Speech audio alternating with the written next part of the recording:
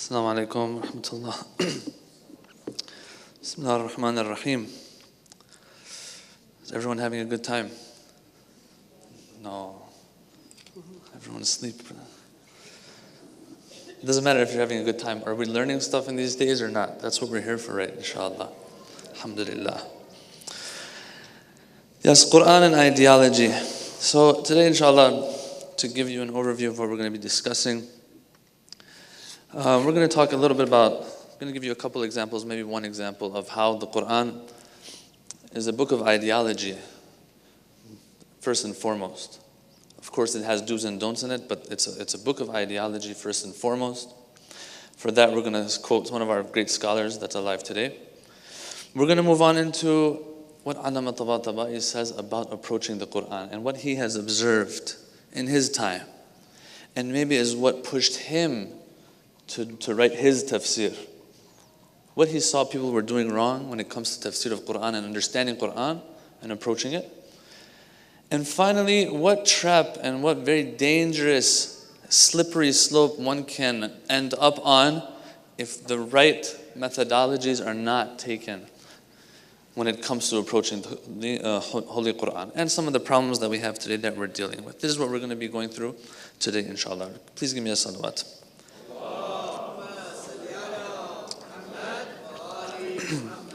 Yeah, there's a lot to get off of our chest when it comes to this topic. As a matter of fact, yesterday, right after the talk that we had, or that I had here, one of the brothers approached me, and he was very fervent. He was, there's a problem that we have. You spoke about tafsir and stuff, but you have to also talk to the people about how there's a problem when it comes to certain people doing tafsir of Qur'an. I said, don't worry, tomorrow we'll talk about that. But I don't see him in the crowd right now. So when it comes to the Qur'an, this Qur'an is a book of ideology. Whether we like it or not, it comes to fix the mindset of the people. First and foremost, of course, regarding Allah subhanahu wa ta'ala and Tawheed. I'm going to quote Ayatollah Jawadi Amuli here, and what he says regarding, one example he gives of how this book is different than other books when it comes to giving us ideology. He says that science today will look at things horizontally. Or I'll explain what that means. At one level, horizontally. While the Qur'an will have a vertical approach to them. In other words, if science looks at a phenomenon such as certain minerals in a mountain, what does it discuss? It discusses what these minerals went through, the thousands of years they've put behind them. And the thousands of years that are going to come, what are these minerals going to go through? These stones, whatever. If it's coal, how it's going to turn to diamonds, although they say that's not real. I don't know, I haven't looked into it. Is it really true that coal turns into diamonds? Some people have some reservations there. But anyway, discusses all of these details, but when we look at it, it's all horizontal. It's all in one horizon. It's all at one level. But then he goes on to say, but the Qur'an, which of course is not a book of science, it's a book of guidance, but on the side also you'll find science in there, will look at things vertically. And he explains. He says it puts things into their real perspective and where they belong in the vertical chain of existence. So for example, when the Qur'an talks about sending, rain, what does the Qur'an say? It says, أَلَمْ تَرَ أَنَّ اللَّهَ أَنزَلَ مِنَ السَّمَاءِ مَاءً فَأَخْرَجْنَا بِهِ ثَمَرَاتٍ مُخْتَلِفًا أَلْوَانُهَا. The Qur'an talks about, the different fruits that come about as a result of the rain that is pouring. Okay, this is something scientific. It doesn't have much to do with our guidance, but it plugs something in there as well. It adds a little special touch to it that science will not discuss, and that is that we sent it down. We sent it down, and we made the fruits come out. Vertical. The mabda', which is Allah, the origin of all existence, then what's happening in this horizon, and also the way it returns to the ma'ad as well. The relationship between everything here and Him, and the relationship between everything here and our ma'ad, and our resurrection. Oh, so that's not something science discusses. Yeah, that's what the Qur'an came for. To make sure that we know that there's other stuff going on. Don't get stuck at one level and see what's going on in this room only. See what's happening on the second level. See what's happening in the basement? That's what the Qur'an came for. So it's a book of ideology, of worldview, putting things into their real perspective, seeing things the way they really are. I'm just going to say this on the side. This theologian, he had come to Qom a few years back, a theologian from a Catholic theologian, and he was talking about how all this Qur'an that you have, it doesn't make sense that there's science in it. Your book has to be a book of guidance, not a book of science. Why does it talk about mountains, this and that? Well, he misses this point, first of all. Second of all, I mean, I'm a shy person. It doesn't seem like that, but I am. So I couldn't help but to say something there. I was like, okay, fine, if it has science in it. True, it's not a book of science, but it's not a bad thing either if it has science in it. Why? Because at the end of the day, either that science is true or false that we find in the Qur'an. If it's true, then it's supporting the veracity of this book even further. What's wrong with that? I don't get what's wrong with that. It was interesting how he looks at things. Anyway, this book is a book of ideology. It's a book of aqa'id and belief system. So now, it's not going to be talking to us. It's a book. It's a book that we have to go to and actually derive beliefs from, understanding from. So this is where Allama al-Tabatabai, in the introduction of his Al-Mizan, explains something. It's as if he's reciting Masa'ib. He's upset. You can tell he's upset. And maybe this is one of the things that drove him to do what he did and pushed him in that direction to write this tafsir. These introductions to these big works of the great scholars from the past till today, they give you so much perspective and an understanding of the context of that which the ulama were in. When you read like the introductions to the books of Shaykh al-Tusi of the 5th century, you see what was going on in his time. Oh, he wrote this book for this purpose. Oh, this was a problem back then? Shaykh al-Saduq writes a book on the ahadith of Imam al-Asr. Why? In his intro he explains, this is Shaykh al-Saduq, lived in the 4th century. Why? Because he says, our ulama, some of them, are doubting the existence of Sahib al-Zaman. I had to write this book. These introductions let us know what's going on. Put us in the context of the author of the book. In this introduction, Allama al-Tabatabai explains. He says that, he gives a little, very, very brief history of tafsir, maybe 1 page, and I thank him for that. And then he goes on. He says that the scholars of tafsir, they started having differences of opinion. In what? In everything. Look at what he says. He says that they reached the point, the mufassirin, the theologians, that the only common ground between them and other thinkers and other scholars was two things. One, La ilaha illallah, and Muhammad Rasulullah. Everything else, sallallahu alayhi wa alayhi, everything else was disagreed upon. Like what? اختلفوا في معنى الأسماء والصفات والأفعال والسماوات وما فيها والأرض وما عليها والقضاء والقدر والجبر والتفويض والثواب والعقاب. All of these things, he goes on. He says they had difference of opinion in all of these things, but the Qur'an has spoken about these things. So each had their own way of supporting their ideas through the Qur'an. In the end, he said, فَتَفَرَّقُوا فِي طَرِيقِ الْبَحْثِ عَنْ مَعَانِ الْآيَاتِ. They started having a difference of opinion when it comes to understanding the Qur'an. وَكُلٌّ يَتَحَفَّظُ عَلَى مَتْنِ مَا اتَّخَذَهُ مِنَ الْمَذْهَبِ وَالطَّرِيقَةِ. They're going all to the Qur'an, but they all at the same time are still maintaining their own ideology as well. How's that possible? The Qur'an has to support one of these, not all of them. It's not a pluralistic kind of book. So he says, أَمَّا الْمُحَدِّثُونَ. As for the ones who are Ahlul Hadith, the ones who are into narrations, they are muhaddith. What did they do? What they did is, wherever they had a hadith on a specific verse, a hadith that explains a verse, they said, okay, we're understanding this verse, alhamdulillah. But wherever they didn't have a hadith for a verse, they said, we don't know what the verse is saying. Put it aside. Wow. This wow isn't by me, it's by Allama al-Tabatabai, by the way. He says, wow. The Qur'an that says, I am tibyan li kulli shay'. I am a clarification and explanation for everything. You can find an explanation of everything within me. Now needs explanation by hadith. The book that is nur now needs other light to shine on it so it can become apparent and clear what is meant by it. We thought this was a book that was going to shed light on everything else. And so on. He keeps talking about these things. These are the muhaddithun. He says this is wrong. He says this is wrong. Why?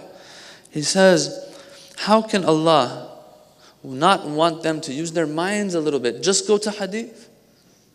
Why doesn't Allah want them to use their minds? Why would Allah not want them to use their minds a little bit when it comes to understanding the Qur'an? Looking at the verses, seeing what the verses are saying. While it's the mind itself that told us that we are supposed to go to this book in the first place. When Allah sends a miracle down, do we listen to that prophet because he's a prophet, he claims I'm a prophet? Or because a miracle comes from Allah and our mind thinks about it, it's like, okay, this is a miracle really. This is a miracle, it comes from Allah, so I better follow this person. This is a sign that this person has to be followed. This is mind, this is the mind working, this is the intellect.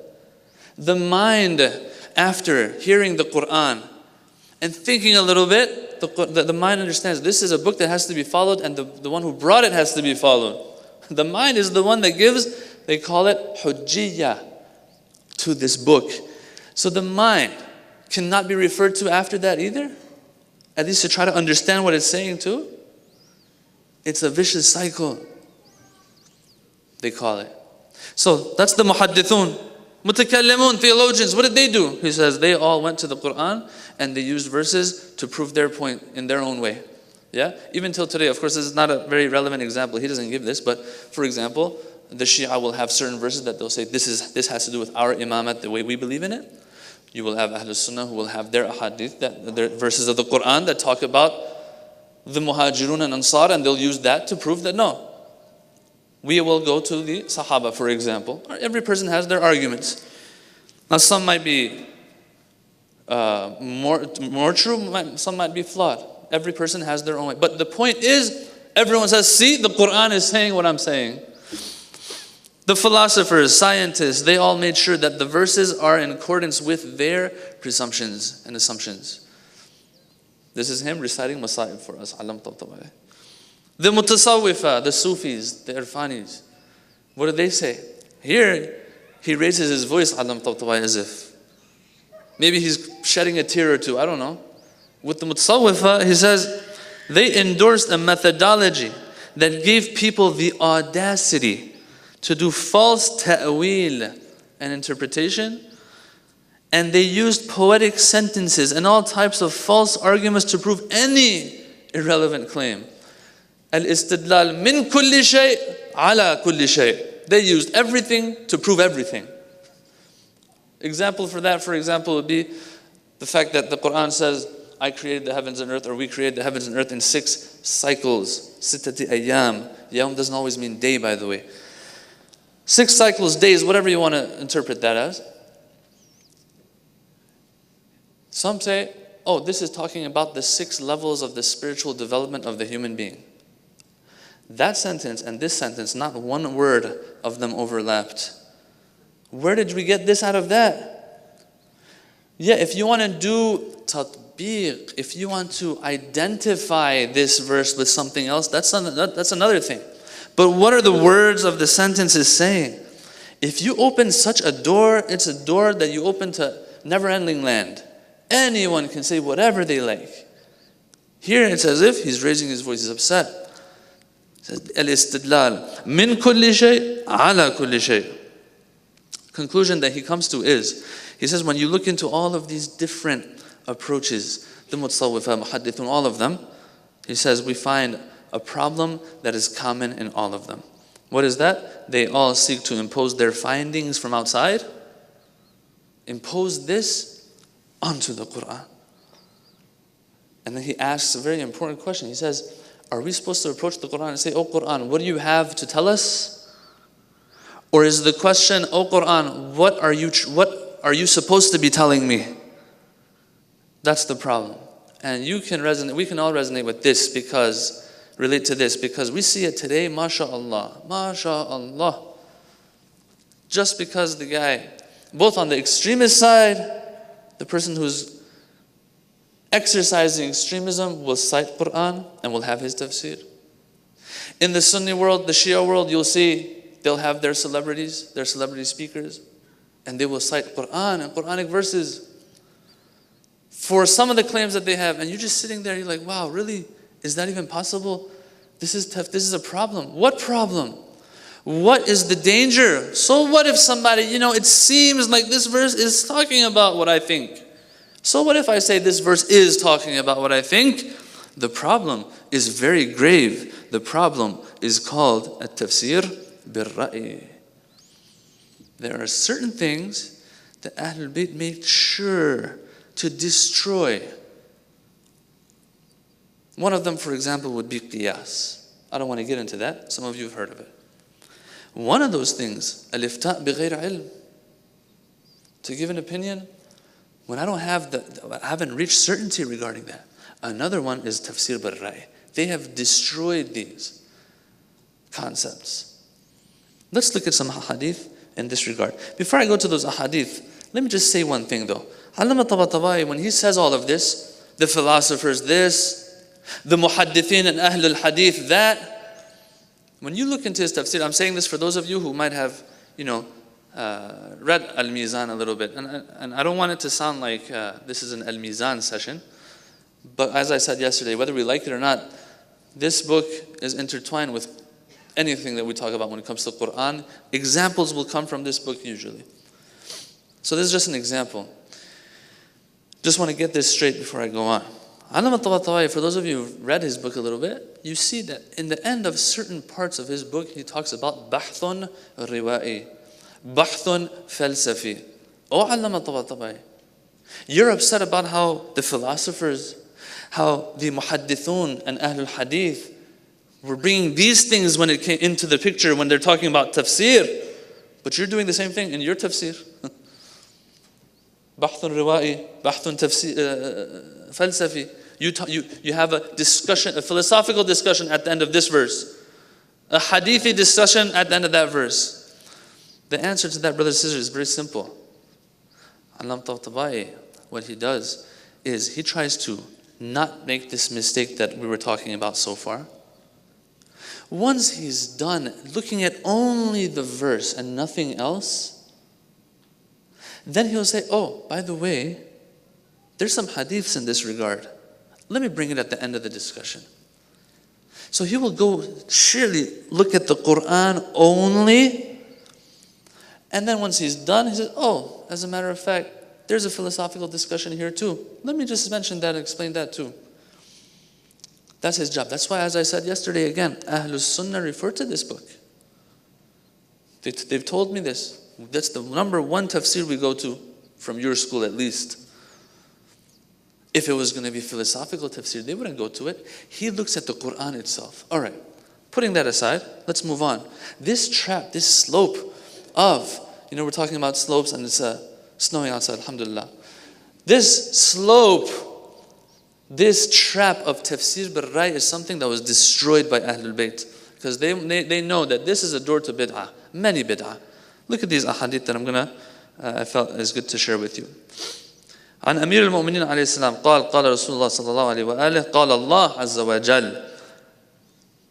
Imam Ali quotes the Prophet who quotes Allah. ما آمن بي من فسر برأيه كلامي. A person who interprets my book and my words, but with his own opinion, with his own whim and conjecture, without having solid proof for it, reaching 110% certainty, this person, ma amana bi. He doesn't believe in me. He believes in himself. Another hadith. This is part of the next hadith. That Rasulullah sallallahu alaihi wasallam said, وَمَنْ فَسَّرَ الْقُرْآنَ بِرَأْيِهِ فَقَدْ اِفْتَرَى عَلَى اللَّهِ الْكَذِبِ. A person who does tafsir of Qur'an, but at the same time, does it bira'yihi, with his own opinion, his own understanding, understanding meaning doesn't have the proper proof for it, has not used the proper methodology for it, these things. This person, iftara ala Allah al-kadhib, has ascribed lies to Allah subhanahu wa ta'ala. And what do we know about that? A person who ascribes lies to Allah, how deep in trouble is that person? Last hadith here. Su'ila an al-hukuma. Imam al-Sadiq alayhi salam was asked about judging. hukum, giving a hukum. He said, فَقَالْ مَنْ حَكَّمَ بِرَأْيِهِ بَيْنَ اثْنَيْنِ فَقَدْ كَفَرْ وَمَنْ فَسَّرَ بِرَأْيِهِ مِنْ كِتَابِ اللَّهِ فَقَدْ كَفَرْ. That if you give an opinion, if you give a ruling and verdict without reaching certainty, and it's just out of whim, oh, this person looks like it belongs to them, oh, you're in trouble. Man, it's kafar, kufran, kafir. And also a person who does tafsir of Kitabullah, but just out of, they feel good about it. This makes sense, it reads with what I think, then they're in trouble. Why? Because it says they're kafir. And this is a problem that Abu Hanifa had. There's a long story here that I have. I'm not going to go through it, but very shortly, Abu Hanifa comes to the presence of Imam al-Sadiq. He gets permission to sit in the presence of Imam al-Sadiq. Imam al-Sadiq doesn't give permission. Once, twice, 3 times, they ask permission. Imam al-Sadiq doesn't give permission. Abu Hanifa sits anyway, And he sits, and Imam al-Sadiq turns to him, he asks the people, where's Abu Hanifa? This person they call Abu Hanifa, they say, this is him. He's like, oh, so I hear you give fatwas. Yes, I do.